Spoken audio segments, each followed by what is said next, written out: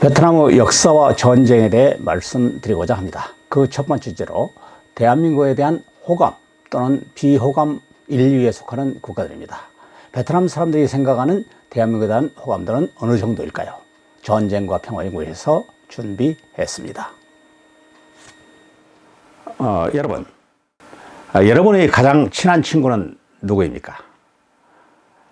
나의 가장 친한 친구는 나도 그 친구를 좋아하고 그 친구도 나를 좋아하는 그런 사이겠죠.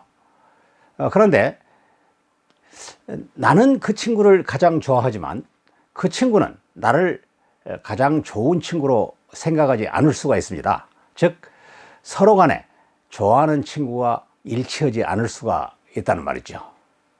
이런 가설을 국제관계에 대입해 보면 우리 대한민국과 가장 친한 국가는 어떤 나라일까요?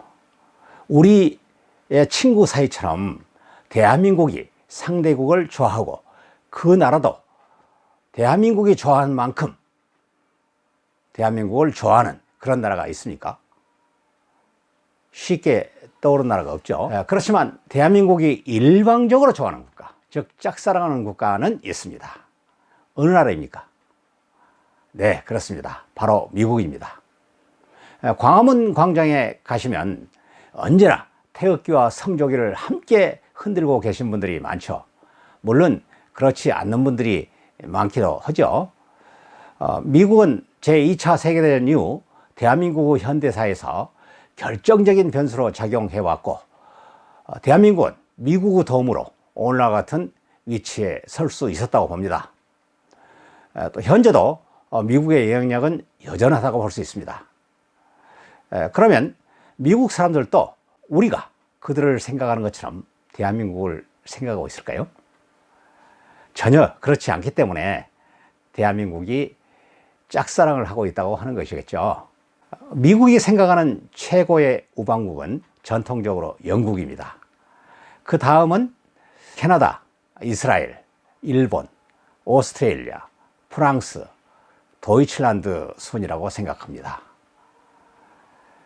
미국이 생각하는 대한민국의 친밀도 순위는 대체로 10위권 안팎일 것입니다.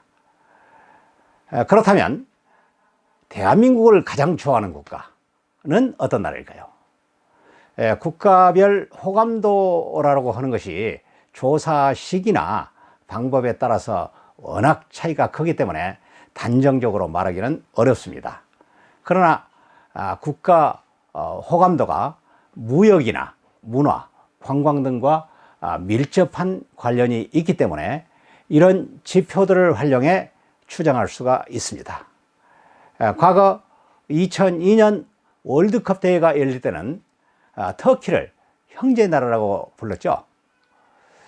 그 연호는 터키 민족이 삼국시대 고구려 북방의 돌궐족이었기 때문에 고구려와 교류가 있었다는 그 역사적 사실과 6.25 전쟁 시 터키군의 활약과 관계가 있습니다. 그러나 최근에는 무역, 문화, 관광 등의 특별한 교류가 없기 때문에 명목상으로만 유지되고 있습니다. 터키 현지에서도 대한민국을 크게 인식하고 있는 것 같지는 않습니다. 실제로 대한민국에 대한 호감도가 높은 국가들은 최근 부산에서 열린 아세안 정상회담에서 볼 수 있듯이 동남아시아 국가인 듯 합니다.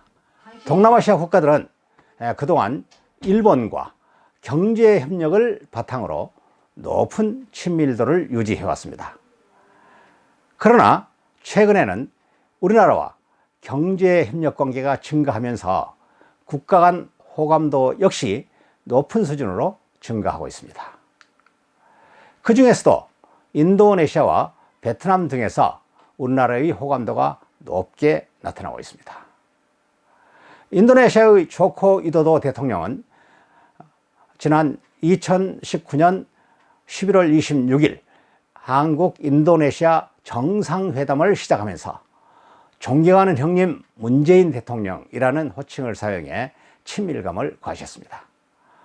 최근 인도네시아 수도 이전 등과 관련된 경제 협력 관계 역시 두 나라의 호감도와 크게 연계되어 있습니다. 베트남의 경우는 특이합니다.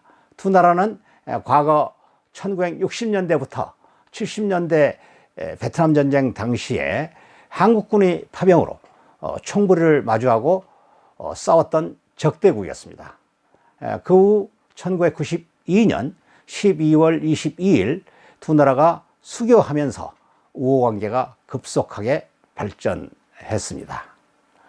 현재는 두 나라의 교역 규모가 600억 달러에 이르러 우리나라의 수출 규모로 세 번째 국가인데 머지않아서 2위 국가인 미국을 추월할 것으로 예상되고 있습니다. 우리나라는 베트남에서 투자국 1위를 유지하고 있고 삼성, LG, SK, 효성, 포스코, 롯데 등이 현지에서 적극적으로 활동하고 있습니다. 특히 삼성은 연간 생산하는 휴대폰 3억 대 중 1억 5천만 대를 베트남에서 생산하면서 베트남 GDP의 4분의 1 정도, 수출의 3분의 1 정도를 담당하고 있습니다. 우리나라 사람들이 가장 많이 가는 해외 관광지도 베트남 중부의 다낭입니다. 또한 박항서 축구 감독이 베트남에 진출해 눈부신 성적을 거두면서 민간 외교의 선봉장으로 활약하고 있습니다. 박 감독의 인기에 힘입어 과거 일본 상품이 지배하고 있던 시장을 한국 상품이 대체하는 사례가 늘어나고 있습니다. 대표적인 그 사례가 베트남의 자동차 시장입니다. 베트남 자동차 시장은 전통적으로 일본의 토요타 자동차가 줄곧 1위를 지켜왔는데 박 감독의 인기와 비례해 2019년 말부터 현대자동차가 토요타를 누르고 1위로 올라섰습니다. 박 감독의 인기가 언제까지 계속될지는 모르지만 한 번 역전된 베트남의 자동차 시장 순위는 쉽게 바뀌지 않을 것입니다. 베트남에서는 한국의 중고 자동차도 인기가 있습니다. 물론 일본 자동차는 운전석이 오른쪽이라서 왼쪽인 베트남과 다르기 때문에 원천적으로 일본산 중고 자동차가 진출하기 어려운 점도 있지만은 국토 길이가 1650km나 되어서 장거리를 달리는 베트남에서 한국산 자동차가 튼튼하고 고장이 적기 때문에 인기가 좋다고 합니다. 이와 같이 베트남에 가시면 두 나라의 경제 교류, K-팝 등 한류, 박항서 감독의 인기 등에 따라서 언제 어떠한 방법으로 조사하더라도 대한민국에 대한 호감도가 1, 2위로 높게 나타나고 있습니다. 그렇다면 대한민국에 대한 비호감 1, 2위에 속한 국가는 어떤 나라일까요? 누구나 쉽게 떠오르는 국가가 하나 있지요. 예, 그렇습니다. 바로 일본입니다. 또 다른 나라는요, 타이완, 즉 대만입니다. 예상 외의 나라죠. 우리는 그들을 크게 의식하지 않고 사는데 말이죠. 타이완 사람들이 대한민국 사람들을 미워하는 이유는 대한민국이 1992년 중국과 수교하면서 타이완과 단교한 사실이 있는데, 그것보다는 그들이 대한민국을 경제적인 경쟁 대상국으로 생각하고 있기 때문입니다. 과거 대한민국과 타이완은 홍콩, 싱가포르와 함께 아시아의 4마리 용이라 그래서 함께 각광을 받던 국가였습니다. 그러나 2000년대가 되면서 대한민국이 4마리 용 중에서 유일하게 G20, OECD 국가가 되면서 우리나라와 대만은 격차가 많이 벌어졌죠. 그에 대한 반대급부로 우리나라에 대한 호감도가 낮다고 봅니다. 최근에는 타이완 사람들도 현실을 받아들이면서 대한민국에 대한 호감도 역시 많이 개선되고 있다고 합니다. 그렇지만 국가별 호감도를 조사할 때마다 오히려 일본보다도 비호감이 높은 국가가 타이완입니다.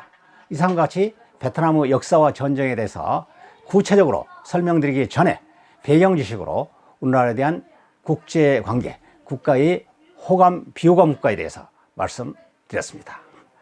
여러분, 좋은 날 되세요.